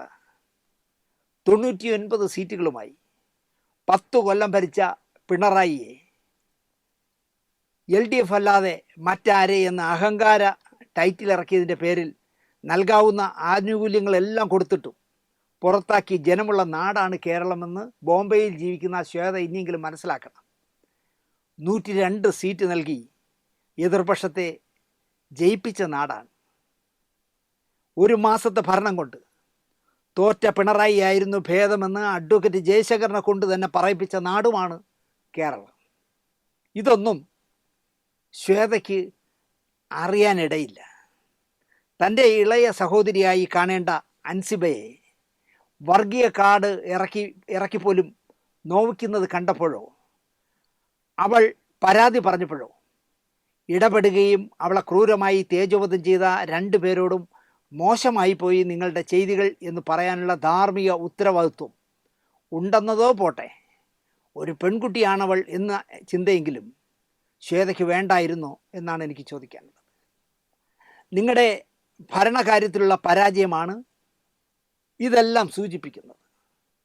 എന്നെ മറ്റേ മോളെ മറച്ച മോളെ ഒക്കെ വിളിക്കുകയും കൈമുട്ട് കയറ്റി ഇടിക്കുമെന്ന് ഭീഷണിപ്പെടുത്തിയെന്ന് പരസ്യമായി പറയുകയും ചെയ്ത നീന കുറുപ്പിനെ എങ്ങനെ ടിനി ടോം ഒതുക്കി എന്നതിലായിരുന്നു ജനറൽ ബോഡിയിൽ അവിശ്വാസം കൊണ്ടുവരാൻ ചെന്നവരുടെയൊക്കെ ചിന്ത. മുട്ടുകയറ്റി ഇടിച്ചു കളയും നിൻ്റെ അമ്മേരെ എന്നൊക്കെ പറഞ്ഞ് ചീത്ത വിളിച്ചിട്ട് ഇന്നലെ ജനറൽ ബോഡി നടക്കുന്നിടത്ത് നോക്കിയപ്പോൾ നേരത്തെ പറഞ്ഞല്ലോ തന്നെ ചക്കയും ഈച്ചയായിട്ട് നിൽക്കുന്നു. ആര്? നീന കുറുപ്പും ടിനി ടോം. അടയിലെ ശർക്കരയും അവിലുമായിരുന്നത്രേ ജനറൽ ബോഡിയിൽ നീന കുറുപ്പും ടിനിയും. അത് കലക്കി എന്നേ എനിക്ക് പറയാനുള്ളൂ. കുറേ ശാപവാക്കുകൾ കാളപിടുത്ത പോലെ പറഞ്ഞ ആ പെണ്ണുമ്പിള്ള അങ്ങത്ത് ഒഴിഞ്ഞപ്പോൾ നീന കുറുപ്പിൻ്റെ സന്തോഷം കാണണമായിരുന്നു. അതാണ് ഒരു പെണ്ണിൻ്റെ സ്ഥായിയായ സ്വഭാവം എന്ന് ഞാൻ പറയും. അയ്യോ ചേച്ചി പോകല്ലേ, അയ്യോ ചേച്ചി പോകല്ലേ എന്ന് പറഞ്ഞ് ശ്വേതയുടെ പിറകെ ഓടിയവരാരും ശ്വേതയ്ക്ക് പിന്തുണ നൽകി പിന്നാലെ അംഗത്വം രാജിവെച്ച ആ പെണ്ണുപിള്ളയുടെ പിന്നാലെ പോയതുമില്ല. അത്രയൊക്കെ ഇതിലൊക്കെ ഉള്ളന്നേ. അതുപോലെ തന്നെ എനിക്ക് തോന്നിയത് പെണ്ണെപ്പോഴും പെണ്ണ് തന്നെ ആയിരിക്കും എന്നതാണ്. ഇന്ത്യൻ പ്രസിഡൻ്റ് അല്ല, അമ്മയുടെ പ്രസിഡൻ്റ് എന്നറിയാം ശ്വേത. എങ്കിലും സൗഹൃദമുള്ളപ്പോൾ ഒരാൾ വിശ്വസിച്ച് എന്തെങ്കിലും നമ്മളോട് പറഞ്ഞാൽ അവരുമായി പിണങ്ങുമ്പോൾ അതെടുത്ത് അലക്കുന്നത് നല്ല ശീലമാണോ എന്ന് ശ്വേത ആലോചിക്കുന്നത് നല്ലതാണ്. അങ്ങനെ ആകാമെങ്കിൽ ഒരു 100 കഥ പറയാനുള്ള സംഭവങ്ങൾ എൻ്റെ കൈവശമുണ്ട്. പക്ഷേ ഞാനങ്ങനെ പറയാറില്ല. പിണങ്ങുമ്പോൾ വിളിച്ചു പറയുന്ന സ്വഭാവം എനിക്കില്ല. ബാബുരാജ് കണക്ക് തന്നില്ല, സാമ്പത്തിക കുഴപ്പങ്ങളുണ്ടാക്കിയത് ബാബുരാജ് കണക്ക് തരാത്തത് കൊണ്ടാണെന്നും എല്ലില്ലാത്ത നാവ് കൊണ്ട് തെറിയും പച്ചക്കള്ളങ്ങളും നുണയും മാത്രം പറയുന്ന സ്ത്രീയെ വൈസ് പ്രസിഡന്റ് സ്ഥാനാർത്ഥിയാക്കണമെന്ന് ബാബുരാജിനോട് പറഞ്ഞത് സിദ്ദിഖാണെന്നും ജനറൽ ബോഡിയിൽ പറയേണ്ട വല്ല കാര്യവും ഉണ്ടായിരുന്നു ശ്വേത എന്നാണ് എനിക്ക് ചോദിക്കാനുള്ളത്. ശ്വേത ചോദിച്ചതാണ് ഈ രഹസ്യങ്ങൾ. ബാബുരാജ് കണക്ക് തന്നില്ല എന്നതിന് ബാബുരാജ് ജനറൽ ബോഡിയിൽ ചോദിച്ചത് പലവട്ടം കണക്ക് തരാൻ ഞാൻ വരട്ടെ എന്ന് ചോദിച്ചപ്പോൾ വരാൻ സമയം തരാത്തത് നിങ്ങളായിരുന്നില്ലേ എന്നായിരുന്നു ഉത്തരം മുട്ടി ശ്വേതയുടെ. അടുത്ത ജനറൽ ബോഡി തായ്ലൻഡിൽ വച്ച് നടത്താൻ ഞാൻ ഒരു സ്പോൺസർ റെഡിയാക്കിയിട്ടുണ്ട് എന്ന് മാത്രമല്ല, അമ്മയ്ക്ക് 55 ലക്ഷം രൂപ വാങ്ങിത്തരാം ആ സ്പോൺസറിൽ നിന്നും, അതിനുള്ള ആൾക്കാർ എൻ്റെ കയ്യിലുണ്ട് എന്ന ശ്വേതയുടെ ഓഫറിൽ ഒരു കൊല്ലം തുളസി അല്ലാതെ ആരും വീണില്ല എന്നതും ജനറൽ ബോഡിയിൽ രസകരമായി. ഇവിടെ വയ്ക്കാവുന്ന ജനറൽ ബോഡി തായ്ലൻഡിൽ വയ്ക്കാവുന്ന, എന്നിട്ട് നിങ്ങൾക്കെല്ലാം 1500 രൂപ വെച്ച് വരുന്നവർക്കല്ല ചിലവിന്. പിന്നെ അമ്മയ്ക്കൊരു 55 ലക്ഷം രൂപ അതിനുള്ള ആളെ ഞാൻ റെഡിയാക്കിയിട്ടുണ്ടെന്ന് പറഞ്ഞപ്പോൾ കൊല്ലം തുളസി ഒന്ന് ഇളവി. എന്നാൽ പിന്നെ അവിശ്വാസം തേങ്ങിയൊന്നും വേണ്ട, നമുക്ക് തായ്ലൻഡിൽ പോകാമെന്നായി. പണിയില്ലാതെ വീട്ടിലിരിക്കുന്നവർക്ക് ഞാൻ വെബ് സീരിയൽ കൊണ്ടുവരും പറഞ്ഞ പോലൊരു വീൺ വാക്കായേ ശ്വേതയുടെ തായ്ലൻഡിലെ അമ്മയുടെ ജനറൽ ബോഡിയെ ഞാൻ കണ്ടിട്ടുള്ളൂ. ഗോപിനാഥ് മുതുകാടിനോടൊപ്പം കുറച്ച് മാജിക് പഠിച്ച ആളാണല്ലോ നമ്മുടെ മോഹൻലാൽ. ദ ഗ്രേറ്റ് എസ്കേപ്പ് എന്ന പ്രോഗ്രാം, ഗ്രേറ്റ് എസ്കേപ്പ് എന്ന് പറഞ്ഞ് ഈ വക്കോൽ കൂനയ്ക്കകത്ത് ദേഹമാസകലം ചങ്ങലയിൽ ബന്ധിച്ച മോഹൻലാൽ വക്കോൽ കൂനയ്ക്കകത്ത് കയറും, എന്നിട്ട് വക്കോൽ കൊണ്ട് മൂടും, എന്നിട്ട് അതിൽ പെട്രോൾ ഒഴിച്ചിട്ട് കത്തിച്ച് തീയാളി പടരുമ്പോൾ മോഹൻലാൽ സ്റ്റേജിൻ്റെ പുറകിൽ നിന്നെന്തോ നടന്നു വരും. അങ്ങനെ എന്തോ ആണ് ഈ ഗ്രേറ്റ് എസ്കേപ്പ്. അങ്ങനെ റിസ്ക് എടുത്ത് ആ ഗ്രേറ്റ് എസ്കേപ്പ് എന്ന് പറഞ്ഞ പ്രോഗ്രാം താങ്കൾ ചെയ്യരുത് എന്ന് പറഞ്ഞ് തടഞ്ഞത് അന്നത്തെ മുഖ്യമന്ത്രി VS അച്യുതാനന്ദനായിരുന്നു. അപ്പോൾ കുറച്ച് നമ്മുടെ മാജിക്കൊക്കെ മുതുകാടിൻ്റെ നിന്ന് മോഹൻലാൽ പഠിച്ചിരിക്കാം. അമ്മയുടെ ജനറൽ ബോഡിക്ക് വന്നിറങ്ങിയത് പരസ്യമായിട്ടായിരുന്നു മോഹൻലാൽ. അമേരിക്കയിൽ നിന്നും സായിപ്പിനെ പോലെ ആൻ്റണി പെരുമ്പാവൂർ കൈ നീട്ടിയപ്പോൾ ഷേക്ക് ഹാൻഡ് കൊടുത്തു. ഇതെങ്ങനെ ആൻ്റണിക്ക് സാധിക്കുന്നു എന്നാണ് അറിയുന്നത്. കാരണം ചായയും കുടിച്ചുകൊണ്ട് ഇറങ്ങി 10 മിനിറ്റായി കാണില്ല. ഇവിടെ വന്നപ്പോൾ ഒരു അപരിചിതനെ പോലെ ആൻ്റണി പെരുമ്പാവൂർ കൈ നീട്ടുന്നു, മോഹൻലാൽ പുല്ല് പോലെ ഒരു ഷേക്ക് ഹാൻഡ് കൊടുത്തിട്ട് അങ്ങ് പോകുന്നു. പിന്നെ ബ്ലാക്ക് ക്യാറ്റ് പോലെ നന്ദു പൊതുവാൾ എന്ന് പറഞ്ഞ നടനും എക്സിക്യൂട്ടീവുമായ ആൾ മോഹൻലാലിനെ കൂട്ടി ആരും ദേഹത്വം തൊടാതെ ഉടയാതെ കൊണ്ടുവന്ന് അങ്ങ് അകത്തുകൊണ്ടൊന്ന് പ്രദർശിച്ചു. വിളക്ക് കൊളുത്തി, അൻസിബയെ കൊണ്ട് വിളക്ക് കൊളുത്തിച്ച് ഹൃദയത്തിൽ തട്ടുന്ന പ്രസംഗവും നടത്തി ആഹാരവും കഴിച്ച് ശ്വേത രാജിവെക്കും വരെ അവിടെ ഇരുന്ന മോഹൻലാലിനെ 4:30 മണിക്ക് ശേഷം എവിടെയെങ്കിലും കാണാനായോ ഇന്നലെ എന്ന് ഞാൻ അമ്മയുടെ ജനറൽ ബോഡി പങ്കെടുത്ത പലരോടും പല പത്രക്കാരോടും ചോദിച്ചു. 4:30 മണി വരെ മോഹൻലാൽ സദസ്സിൽ ഏറ്റവും മുന്നിലുണ്ടായിരുന്നു. ഞാനീ പറഞ്ഞതുപോലെ വിളക്ക് കൊളുത്താനും അൻസുബയെ കൊണ്ട് കൊളുത്തിക്കാനും പ്രസംഗിക്കാനും പിന്നെ ആഹാരം കഴിക്കാനും ഒക്കെ മോഹൻലാൽ ഉണ്ടായിരുന്നു. 4:30 മണി വരെ ഉണ്ടായിരുന്നു. പക്ഷേ 4:30 മണി കഴിഞ്ഞ് മോഹൻലാലിനെ കണ്ടവരുണ്ടോ എന്ന് ചോദിച്ചപ്പോൾ ആരും കണ്ടിട്ടില്ല. ഈ മുതുകാടിൻ്റെ എസ്കേപ്പ് പോലെ ആയിപ്പോയി. മോഹൻലാൽ ഇപ്പം പുറത്തു വരും എന്ന് ചിന്തിച്ച് അകത്ത് നടന്നതിൻ്റെ സംക്ഷിപ്ത രൂപം മോഹൻലാൽ പറയും എന്നൊക്കെ ധരിച്ച് കാത്തുനിന്ന ഒറ്റ ഒരുത്തരും പിന്നെ ഈ നേരം വരെ മോഹൻലാലിനെ കണ്ടിട്ടേയില്ല. എങ്ങോട്ട് പോയി മോഹൻലാൽ? ടിനി ടോം മൈക്കിന് മുന്നിൽ വന്ന ശേഷം മോഹൻലാലിനെ പിന്നെ ആരും കണ്ടിട്ടേയില്ല. എങ്ങനെ മുങ്ങിയിരിക്കാം മോഹൻലാൽ? ഞാൻ ചോദിച്ച ഒരൊറ്റ അമ്മയിൽ അങ്ങ് പറഞ്ഞൂടാ ലാലേട്ടൻ എങ്ങനെ മുങ്ങിയെന്ന്. അതാണ് ലാൽ മാജിക്. ആരോടും യാത്ര പറഞ്ഞില്ല. ഫ്രണ്ട് 10-100 ക്യാമറ വന്നിട്ട് അവരുടെ ഒരു ക്യാമറയിലും പുള്ളി പതിഞ്ഞില്ല. പുള്ളി മുതുകാടിൻ്റെ ഗ്രേറ്റ് എസ്കേപ്പ് പോലെ എങ്ങനെയോ എവിടെയോ വാനിഷായി. ഇതിൻ്റെ കൂടെ ചേർത്ത് വായിക്കാവുന്ന ഒരു കാര്യം പറയുന്നു ചിലർ. അടുത്ത തെരഞ്ഞെടുപ്പിൽ സിദ്ദിഖ് ചെയർമാനും ആന്റണി പെരുമ്പാവൂർ സെക്രട്ടറിയുമായൊരു പാനൽ വരുമെന്ന് അമ്മയിലെ ചിലർ പറയുന്നു. സിദ്ദിഖ് ചെയർമാനും ബാബുരാജ് ജനറൽ സെക്രട്ടറിയുമായും വരാം എന്ന് കേൾക്കുന്നു. ഇടവേള ബാബു ചെയർമാനും ബാബുരാജ് ജനറൽ സെക്രട്ടറി ആകുമെന്നും കരക്കമ്പിയുണ്ട്. ഇതിലേതെങ്കിലും ഒന്ന് സംഭവിക്കും എന്നുള്ള കാര്യം ഉറപ്പാണ്. ഇവിടെ ഒന്നുകൂടി പറയണം, ജഗദീഷ് പ്രസംഗിക്കുമ്പോൾ ജനറൽ ബോഡി മുഖ്യ വാർത്താ ചാനലിൽ ലൈവായിട്ട് പോയി. അതെങ്ങനെ സംഭവിക്കും നിങ്ങൾ ആലോചിച്ചു. ജഗദീഷ് പ്രസംഗിച്ചുകൊണ്ടിരിക്കുമ്പോൾ കേരളത്തിലെ ആദ്യത്തെ സ്വകാര്യ വാർത്താ ചാനലിൽ ലൈവ് പോകുന്നു ജഗദീഷ് പ്രസംഗിക്കുന്നത്. എങ്ങനെ ഇത് പോയി എന്ന് എനിക്കറിയില്ല. ജഗദീഷിന് പോലും അതറിയാമെന്ന് എനിക്ക് തോന്നുന്നില്ല ലൈവ് പോയെന്ന്. ആരും എന്താ പറയുക, ആരെപ്പറ്റിയും പറഞ്ഞില്ല. അമ്മയുടെ ഒരു ബുദ്ധി കേന്ദ്രം പോക്കറ്റിൽ ക്യാമറ വെച്ച് ചിത്രീകരിച്ച് പുറത്തു നിന്ന കൊഴുത്തുരുമ്പ് യൂട്യൂബർക്ക് എത്തിച്ച് അയാളത് ചാനലിൽ കണക്ട് ചെയ്തതാണെന്ന് പറയുന്നു. ആവാൻ സാധ്യത ഏറെ ഉണ്ട്. രഹസ്യമായി ചക്കയും ഈച്ചയുമാണ് അമ്മക്കാരനും ഈ യൂട്യൂബർ. അമ്മക്കാരൻ പരസ്യമായി പുറത്തു വരുന്നില്ലെന്നേ ഉള്ളൂ. അയാൾ പോക്കറ്റിൽ ക്യാമറ വെച്ച് ജഗദീഷ് പ്രസംഗിക്കുന്നത് ലൈവായിട്ട് വെളിയിലുള്ള ആ കൂതറ യൂട്യൂബർക്ക് അയച്ചു കൊടുക്കുകയും അയാൾ അവിടെ നിന്ന് ചാനലിന് അപ്ലിങ്ക് ചെയ്തു എന്നാണ് പറയുന്നത്.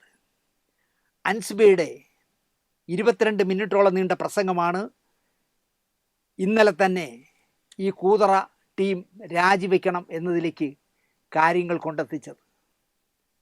അഴിമതി കഥയോ ഗ്രൂപ്പിസ അടിയോ ഒന്നും ജനറൽ ബോഡിയിൽ ഇഷ്യൂ ആയില്ല. അൻസിബ എടുത്ത് അലക്കി ഭരണക്കാരെ. അമ്മയുടെ പ്രമാണം ലോക്കറിൽ വെച്ച് സൂക്ഷിക്കണം എന്നാണ് അൻസിബ പറഞ്ഞത്. അല്ലെങ്കിൽ ഇപ്പോൾ ഈ ഭരിക്കുന്നവരാണ് ഇനിയും ഭരിക്കുന്നതെങ്കിൽ അടുത്ത 2 വർഷം കൂടി അവരുടെ കയ്യിലാണെങ്കിൽ അവർ അമ്മയുടെ പ്രമാണം വരെ പണയം വെച്ച് പുട്ടടിക്കുമെന്നാണ് അൻസിബ പറഞ്ഞത്. അനൂപ് ചന്ദ്രൻ്റെ എനിക്കെതിരെയുള്ള വീഡിയോയെപ്പറ്റി ഞാൻ പരാതി പറഞ്ഞപ്പോൾ ഒരു സ്ത്രീയായ എൻ്റെ പരാതിയെപ്പറ്റി കണക്കിലെടുത്തതേ ഇല്ല ജനറൽ സെക്രട്ടറി എന്നാണ്, ജനറൽ സെക്രട്ടറിയും ചെയർമാനും പ്രസിഡൻറ്റും. ഇവരാണോ സ്ത്രീപക്ഷത്തെക്കുറിച്ച് സംസാരിക്കുന്നത് എന്നാണ് അൻസിബ ചോദിച്ച ആദ്യ ചോദ്യം. ഒരു ജോയിൻറ്റ് സെക്രട്ടറിയായ എനിക്ക് ഉണ്ടായിരുന്ന ക്യാബിൻ ഇളക്കിക്കളഞ്ഞ് എനിക്ക് ഒരു കസേര പോലും ഇല്ലാതെയാക്കി. ഇവരാണോ സ്ത്രീപക്ഷത്തെക്കുറിച്ച് സംസാരിക്കുന്നത്? ഞാൻ എന്നെ ഏൽപ്പിച്ച ജോലികൾ നന്നായി ചെയ്തുകൊണ്ടിരുന്നതിൽ നിന്ന് എന്നെ മാറ്റി എനിക്ക് അംഗങ്ങളോട് സംസാരിക്കുന്നതിൽ നിന്ന് വിലക്കേർപ്പെടുത്തിയ ഇവരാണോ സ്ത്രീപക്ഷ നേതാക്കൾ എന്ന് അൻസിബ ചോദിച്ചു. ഓരോ കാര്യത്തിലും കണക്കിനകത്ത് വരുത്തിയ കള്ളത്തരങ്ങൾ ഇസിയുടെ എക്സിക്യൂട്ടീവ് കമ്മിറ്റിയുടെ അനുവാദമില്ലാതെ 13.5 ലക്ഷം രൂപ 20 മിനിറ്റ് പരിപാടി നടത്തിയതിന് സ്റ്റീഫൻ ദേവസിക്ക് കൊടുത്തതും, സരയുവിൻ്റെ ഭർത്താവിന് 2.5 ലക്ഷം രൂപ ഓഡിയോ വിഷ്വലിനായി കൊടുത്തതും, 1 കോടി രൂപ സ്പോൺസറായി കൊണ്ടുവരുമ്പോൾ 20% കമ്മീഷനായി നൽകണം എന്നതിനെ ഞാൻ എതിർത്തതും, ഒരു അമ്പലം 75 ലക്ഷം രൂപ സ്പോൺസേഡായി തരുന്നു എന്ന് കത്തയച്ചപ്പോൾ അത് പാടില്ല, അമ്മ സെക്കുലറായ ഒരു സംഘടനയാണ്, നാളെ മതചിഹ്നങ്ങൾ നമ്മുടെ സംഘടനയിൽ നുഴഞ്ഞു കയറും, മറ്റന്നാൾ നമ്മുടെ സംഘടനയ്ക്കകത്ത് ഒരു പാർട്ടി വരും, നമുക്കത് വേണ്ട, അല്ലാതെ തന്നെ അമ്മയ്ക്ക് പണം കിട്ടുമല്ലോ എന്ന് അൻസിബ മറുപടി എഴുതി. പിറ്റേ ദിവസം രാവിലെ തന്നെ എന്താ പറയുക, ഈ കത്ത് 75 ലക്ഷം രൂപ സ്പോൺസർ ചെയ്ത ദല്ലാൽ നന്ദകുമാറിൻ്റെ കയ്യിൽ എത്തിയതെങ്ങനെ ജനറൽ ബോഡിയിൽ അൻസിബ ചോദിച്ചതാണ്. പ്രിയങ്ക എന്ന് പറഞ്ഞ നടി രാവിലെ വിളിച്ച് എന്തിനാണ് ഒരു അമ്പലം 75 ലക്ഷം രൂപ തരുന്നെങ്കിൽ അതിനെ എതിർത്തത് എന്ന് അൻസിബയോട് ചോദിച്ചു. എങ്ങനെയാണ് കത്തയച്ച കമ്മിറ്റിക്ക് കത്തയച്ച ഇത് അതിൻ്റെ എതിർപ്പ് പ്രിയങ്ക അറിഞ്ഞത് എന്ന്, അല്ലെങ്കിൽ ദല്ലാൽ നന്ദകുമാർ അറിഞ്ഞത് എന്ന് ജനറൽ ബോഡിയിൽ നമ്മുടെ അൻസിബ ചോദിച്ചു, ശ്വേത ഓടിയത് ഇതൊക്കെ കൊണ്ടാണ്. മുസ്ലിമായ ഒരു സ്ത്രീ അതിനെ എതിർത്തു എന്ന് പറഞ്ഞ് എന്നെ ഒരു മുസ്ലിം സ്ത്രീയാക്കിയത് എങ്ങനെ? മുസ്ലിമായ അൻസിബ എതിർത്തു എന്ന് നന്ദകുമാറിനോട് പറഞ്ഞു കൊടുത്തു. അയാൾക്ക് എന്നെ നന്നായി അറിയാം. വർഷങ്ങൾക്ക് മുമ്പ് ആ ക്ഷേത്രത്തിൽ പരിപാടിക്ക് ഞാൻ പോയിട്ടുള്ളതിനാൽ, പുനഃപ്രതിഷ്ഠയ്ക്ക് ഞാൻ പോയിട്ടുള്ളതിനാൽ അവർ എന്നെ തെറ്റിദ്ധരിച്ചില്ല. എന്താണ് ഇവരെന്നെ പറ്റി പ്രചരിപ്പിക്കാൻ ശ്രമിച്ചത്? ഒന്നുമല്ല, നീ ഒരു മുസ്ലിം ആയതുകൊണ്ട് ഹിന്ദു ക്ഷേത്രത്തിൽ നിന്ന് തരുന്ന പൈസ വാങ്ങിക്കാൻ സമ്മതിച്ചില്ല എന്ന് പറഞ്ഞ് നിന്നെ ഒരു മുസ്ലിം തീവ്രവാദിയാക്കാൻ തന്നെയാണ് ശ്രമിച്ചത്.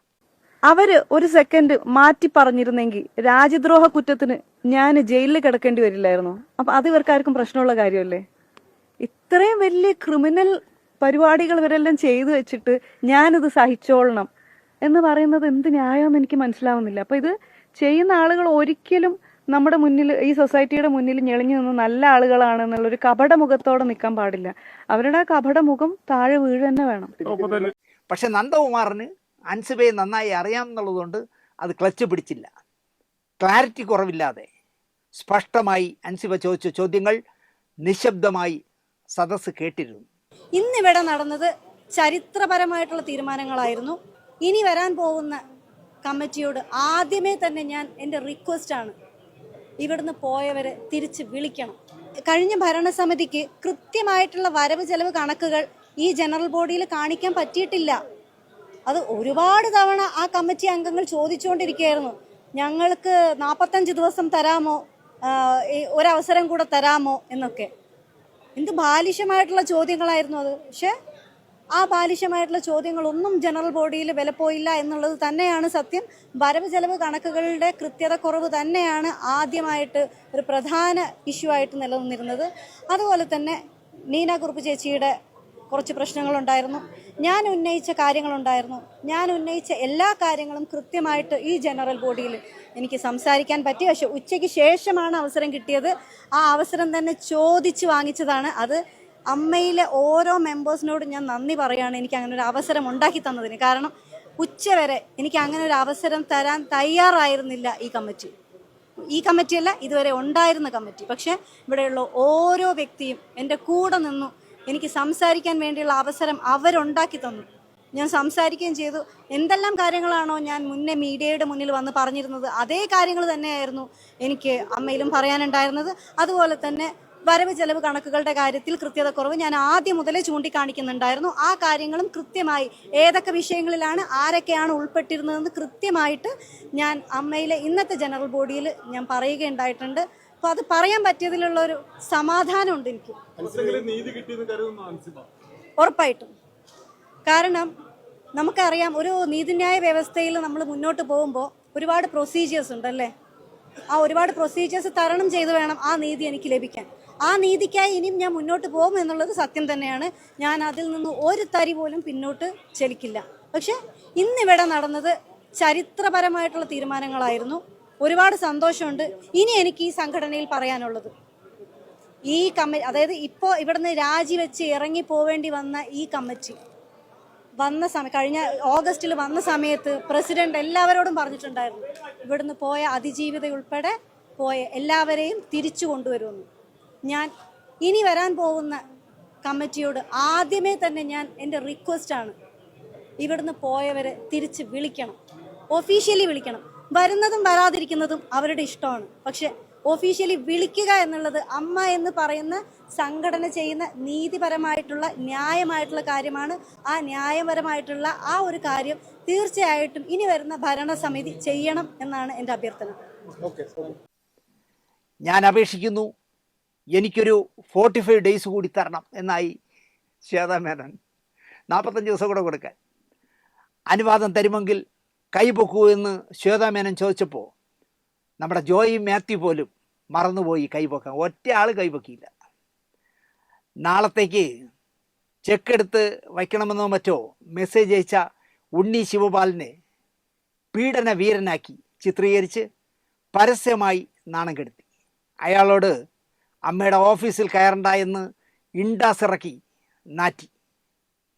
ജനറൽ ബോഡിയിൽ എന്നിട്ട് പറയുകയാണ് ഓഫീസിൽ കയറി പോകരുത്, ഇനി കണക്കൊന്നും നോക്കണ്ട, ജനറൽ ബോഡി കഴിയട്ടെ എന്ന് പറഞ്ഞ് നിർത്തിയിട്ട് ജനറൽ ബോഡിയിൽ ശ്വേത പറഞ്ഞത് ഉണ്ണി ശിവപാൽ മുങ്ങി എന്നാണ്. എന്നിട്ട് കണക്ക് ഒപ്പിട്ട് തരാൻ പറയുമ്പോൾ കള്ളക്കണക്കിന് ഒപ്പിടില്ല എന്ന് അയാൾ പറയുന്നു എന്നാണ് ജനറൽ ബോഡിയിൽ പറഞ്ഞത്. അബ്സ്കോണ്ടിങ് ആയിരുന്നു ഉണ്ണി ശിവപാൽ എന്ന് നമ്മുടെ വിപ്ലവ സിംഹം ജോയി മാത്യുവും പ്രസംഗിച്ചളഞ്ഞു. രഞ്ജിത്ത് കം എന്ന് ഉടനെ കിടന്ന് വിളിക്കുന്നു ആര്? ശ്വേത. അപ്പോൾ ഓഡിറ്ററാണ് ഈ രഞ്ജിത്ത്. അയാൾ പറയുന്നു കണക്കിൽ ഒരുപാട് തെറ്റുകളുണ്ട്, ഇതൊരു ക്വാളിഫൈഡ് റിപ്പോർട്ടാണ്, ആഡിറ്റിംഗ് റിപ്പോർട്ടല്ല. അങ്ങനെ അതും പൊളിഞ്ഞു. ഇവർ വെച്ച അക്കൗണ്ടൻറ്റ് പറയാണ് ഇത് കള്ളത്തരമാണ്, ഇതിലെല്ലാം ഒരുപാട് കുഴപ്പമുണ്ട്, ഇത് ആഡിറ്റിംഗ് റിപ്പോർട്ടൊന്നും അല്ല, ഞാനങ്ങനെ ഒപ്പിടില്ല എന്ന് അയാളും പറഞ്ഞു. അഡ്വക്കേറ്റ് കം എന്നായി അടുത്ത്. ശ്രീകുമാർ മനോജ് എന്നൊരു വക്കീലാണ് ഇപ്പോൾ അമ്മയുടെ കേസുകളോ ശ്വേതയുടെ കേസുകളോ ഒക്കെ നോക്കുന്നത്. ആകെ മൊത്തം ടോട്ടൽ ചച്ചളമാക്കി എന്ന് പറഞ്ഞാൽ മതിയല്ലോ. ഇവിടെ ഏറ്റവും വലിയ കോമഡി ആയത് ജോയി മാത്യു ആയിരുന്നു. കലുഷിതമായി നിൽക്കുന്ന ജനറൽ ബോഡിയിൽ ജോയി മാത്യു ഒരു ക്രൂഷ്യൽ സ്റ്റേജിൽ വേദിയിൽ കയറി മൈക്ക് വാങ്ങിച്ചു. ഇപ്പോൾ കമ്മിറ്റിക്കെതിരെ യുദ്ധം പ്രഖ്യാപിച്ചവർക്ക് ജോയി ചേട്ടൻ വയറ് നേരെ കൊടുക്കുമെന്ന് പാവം ശ്വേതാ മേനൻ ചിന്തിച്ചു. മൈക്ക് ഇങ്ങനെ ആധികാരികമായി ഉണ്ട കണക്കൊക്കെ കറക്കി മൈക്കിങ്ങോ എന്നൊക്കെ പറഞ്ഞ് വാങ്ങിച്ചപ്പോൾ എല്ലാവരും വിചാരിച്ചു, ശ്വേതയെങ്കിലും വിചാരിച്ചു എനിക്കെതിരെ കളിക്കുന്ന ജനറൽ ബോഡിക്കാരന്മാർക്ക് ഇപ്പോൾ വയറ് നിറച്ച് എൻ്റെ ജോയി ചേട്ടൻ കൊടുക്കും എന്ന് വിചാരിച്ചു. മൈക്ക് വാങ്ങി കണ്ണുകൾ കറക്കി മീശ ചുരുട്ടി കണ്ടം ശരിയാക്കി ഒരൊറ്റ സെക്കൻഡ് നിന്നിട്ട് ഒരൊറ്റ ഡയലോഗേ ജോയി മാത്യു പറഞ്ഞുള്ളൂ. നമുക്ക് അള്ളിപ്പിടിച്ച് കിടക്കാൻ താല്പര്യമില്ല, ഞങ്ങൾ പൊയ്ക്കോളാം, രാജിവെക്കാം എന്ന് ജോയിയാണ് പ്രഖ്യാപിച്ചത്. തകർന്നു പോയി ശ്വേതാ മേനൻ. അറിയാതെ എന്താ പറയുക, ശ്വേതാജി എന്ന് പറഞ്ഞതല്ല, ഞാൻ ശ്വേതാജി തകർന്നു പോയി എന്ന് പറയുന്നത് വെറുതെ അല്ല. മിനിഞ്ഞാന്ന് വരെ പരസ്പരം ചെളിവാരി എറിഞ്ഞവർ ജനറൽ ബോഡിക്ക് ചിറ്റിലപ്പള്ളി സ്ക്വയറിൽ വന്നപ്പോൾ ഫുൾ മാറി എന്നുള്ളതാണ്. ശ്വേതാജി കുക്കുമോളെ, ലക്ഷ്മിജി കുക്കുമോളെ എന്ന ലെവലിലായത്രേ ഇവരെല്ലാം വരും. എനിക്ക് പെട്ടെന്ന് ഓർമ്മ വന്നത് മഴ പെയ്യുന്നു മദ്ദളം കൊട്ടുന്നു എന്ന് പറഞ്ഞ പടമാണെന്നാണ് പ്രിയദർശൻ്റെ. അതിൽ സർദാർ കൃഷ്ണക്കുറുപ്പും കോമക്കുറുപ്പും കൂടി വാള് കൊണ്ടുവന്ന് പൊരിഞ്ഞ പോരാട്ടം നടത്തുമല്ലോ. എന്നിട്ട് അളിയന്മാർ കെട്ടിപ്പിടിക്കുന്നത് പോലെയാണ് ശ്വേതാജി കൊക്കുമോളെ, ലക്ഷ്മിജി കൊക്കുമോളെ എന്നൊക്കെ പറഞ്ഞ് ഭയങ്കര കെട്ടിപ്പിടുത്തമായിരുന്നു എന്നാണ് പറയുന്നത്. ശ്വേതാജി കുക്കുമോളും ലക്ഷ്മിജി മോളും ഒക്കെ നല്ല രസമായിരുന്നു ആ ഫംഗ്ഷന് എന്ന് പറയുന്നു. ടിനി ടോമും ചതിച്ചു എന്ന് പറയാം. ടിനിയെ ഇടവും വലവും വിടാതെ ആക്രമിച്ചപ്പോൾ പാവം അയാളുടെ കൺട്രോളും പോയി. മൈക്കെടുത്ത് ഒരു കാച്ചി ടിനി ടോമും. നിങ്ങൾ അമ്മയിൽ നിന്നും സ്ഥാനാർത്ഥികളെ കൊടുക്കാമെന്ന് അച്ചാരം വെച്ച് 2 കോടി രൂപ BJP യിൽ നിന്നും വാങ്ങിച്ചില്ലേ എന്നായി ശ്വേതയോട് ടിനി ടോം. ഒറ്റക്കെട്ടായിട്ട് നിന്നതാണ്. എല്ലാവരും അയാളെ ആക്രമിക്കുന്നു. അതിന് ശ്വേത പ്രൊട്ടക്ഷൻ കൊടുക്കുന്നില്ല എന്നുണ്ടപ്പോൾ കൺട്രോൾ പോയപ്പോഴാണ് മൈക്കിങ്ങോട്ടാന്ന് പറഞ്ഞ് മൈക്ക് വാങ്ങിച്ചു വെച്ചിട്ട് അയാൾ ചോദിച്ചത്, നിങ്ങൾ അമ്മയിൽ നിന്നും സ്ഥാനാർത്ഥികളെ കൊടുക്കാമെന്ന് അച്ചാരം വെച്ച് 2 കോടി രൂപ BJP യിൽ നിന്നും വാങ്ങിച്ചില്ലേ? എന്തു പറയും ശ്വേത, നിങ്ങൾ ആലോചിച്ച് നോക്കും. ഞാനിപ്പം രാജിവെച്ചു എന്ന് പറഞ്ഞ് ശ്വേത ഡോറിലേക്ക് ഓടുന്നു. പിന്നാലെ കുക്കുവും ജഗദീഷും ഗണേശനും ഒക്കെ തടയുന്നു. പിന്നെയും ശ്വേതാജി ഡയസിൽ വന്നിരുന്നു. കാര്യങ്ങൾ കൈവിടുകയായിരുന്നു. സദസ്സിൻ്റെ പുറകിൽ നിന്ന് കൂവലോട് കൂവൽ. ജോയി മാത്യുവും വാങ്ങി നല്ല കൂവൽ. അൻസുബയുടെ കൃത്യമായ കാര്യകാരണ സഹിതമുള്ള സംസാരം സദസ്സ് ഏറ്റെടുത്തപ്പോൾ മല്ലിക ചേച്ചി അടക്കമുള്ളവരുടെ വായ അടഞ്ഞു പോയി എന്നുള്ളതാണ് സത്യം. ഒരക്ഷരം മിണ്ടിയാൽ ഇന്നലെ മല്ലികയെ കൂകി വെളുപ്പിച്ചെന്നെ. അത് മനസ്സിലാക്കിയിട്ട് അവർ മിണ്ടിയില്ല. അമ്മയിൽ ചുമതല ഏറ്റെടുത്തതോടെ തനിക്ക് തൊലിക്കെട്ടി കൂടിയെന്നും ടെൻഷൻ അടിച്ചാൽ നമ്മുടെ ആയുസ് കുറയുമെന്നും ഒക്കെ തമാശ പറഞ്ഞു നടന്ന ശ്വേത ഒരിക്കലും ചിന്തിച്ച് കാണില്ല ജനറൽ ബോഡി തനിക്കെതിരെ തിരിയുമെന്ന്. അവരുടെ സുഹൃത്തുക്കൾ ഈ തമാശ പറയാൻ എപ്പോഴും പ്ലീസിങ് ആയിട്ട് പെരുമാറുന്ന ആളാണല്ലോ ശ്വേത. അപ്പം ശ്വേത പറഞ്ഞത്, എനിക്ക് നല്ല തൊലിക്കെട്ടി കൂടി, അമ്മയുടെ പ്രസിഡൻ്റ് ആയതോടുകൂടി നല്ല തൊലിക്കെട്ടി എനിക്ക് വന്നു.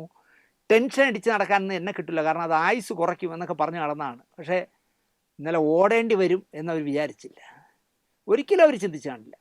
ജനറൽ ബോഡി തനിക്കെതിരെ തിരിയുമെന്ന് കുറച്ച് ജാഗ്രത കാണിച്ചിരുന്നെങ്കിൽ ഇങ്ങനെ നാണം കെട്ട് രാജിവെച്ച് മാത്രമല്ല അംഗത്വം പോലും കളഞ്ഞിട്ട് പോകേണ്ടി വരില്ലായിരുന്നു. ശ്വേതയ്ക്ക് പിന്നാലെ പിന്തുണ പ്രഖ്യാപിച്ച് കൂടെ ഇറങ്ങിയ ജിയും അങ്ങ് പോയി. അയ്യോ അച്ഛാ പോകല്ലേ എന്ന് ഒരു കുഞ്ഞനും ഈ ജിയോട് പറഞ്ഞില്ല എന്നുള്ളതാണ് സത്യം. അങ്ങ് പോയി. അംഗത്വം തന്നെ രാജിവെച്ച് ഭവതി പോയി എന്നറിഞ്ഞപ്പോൾ നമ്മുടെ തിരുവനന്തപുരത്ത് ഒരു നടിയുണ്ടല്ലോ, മായാ വിശ്വനാഥിൻ്റെയും നീന കുറുപ്പിൻ്റെയൊക്കെ സന്തോഷം കാണണമായിരുന്നു.